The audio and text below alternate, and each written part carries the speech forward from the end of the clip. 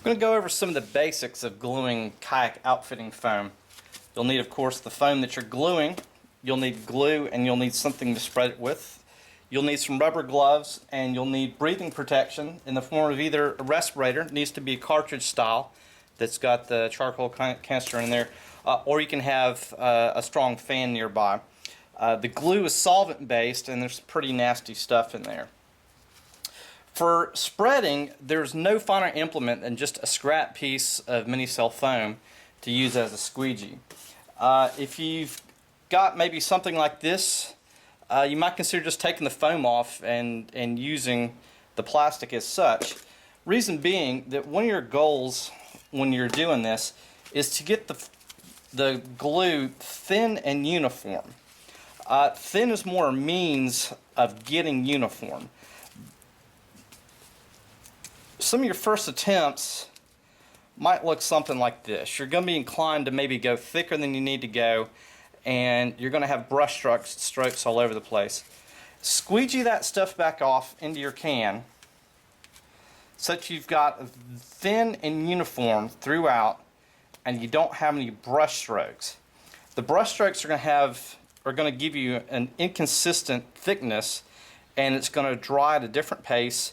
And when this is dry and ready to go, your thicker areas like this, which you can still see shiny here, you're not going to get as good of adhesion. So thin, uniform, and the other key concept is make sure that you've covered all the way to the corners. Here on this corners is a place I haven't gotten quite as good as coverage at, so I'm going to go back, double check all my corners, make sure I'm good to go. One last wipe to make sure I'm as thin as I can get and as uniform I can get. I'm going to leave that to dry, start the timer, and we'll see how long before that's ready to go. You'll do the same to your other piece, whether you're gluing foam to foam, foam to plastic, or anything else, it doesn't matter. You'll be gluing both halves. You'll be putting the glue on both sides of what you're gluing, and you'll be letting it dry on both sides. Here I'm squeegeeing off all the excess. I made sure I've got my corners covered well, and I'm striving to get a thin, uniform thickness throughout. Any brush strokes like this I'm going to take out to try and achieve as close as possible to thin uniformness, getness, or consistent drying time. At this point, we're less than a minute in to drying on our first piece here. Now it's about 90 degrees Fahrenheit under these lights. It's right now about 75 Fahrenheit outside ambient, less than 60 seconds. The can will say something to the effect of waiting 10 or 15 minutes.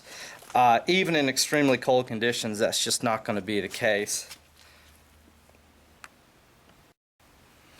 At this point, we're about a minute and 45 seconds into drying.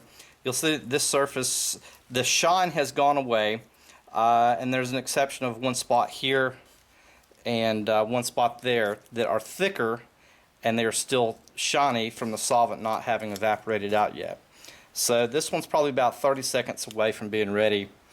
Similar with this guy here, a little bit of thickness, shininess there. So once all this shininess has gone away, it'll be time to press these together.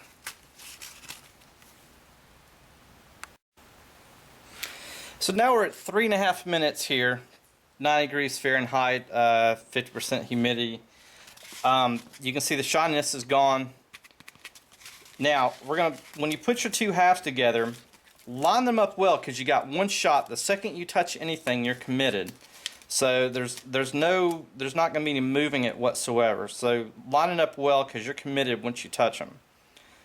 Once you've made your touch, press it down 10-15 seconds, or as long as you've got patience for. The goal with pressing here is to get maximum surface-to-surface contact, and by squishing it, you're just ensuring that all the pores are everything's touching as much as it possibly can. At this point, it's more or less going to be, within 90% of its ultimate maximum strength probably. As the solvents continue to evaporate out, this will get stronger over the next couple hours. And you can see now it's pretty resistant. It's going to take a lot of force to get these two guys apart. Right there, I can just barely pull it. So I'm gonna leave it just a little bit longer. In about 10 minutes, you'll do that again. You'll find that it's almost impossible to get the two halves apart. In fact, here's a glue seam that was from a prior camera take, and you can see that that's impossible to get apart without destroying the foam itself in the process.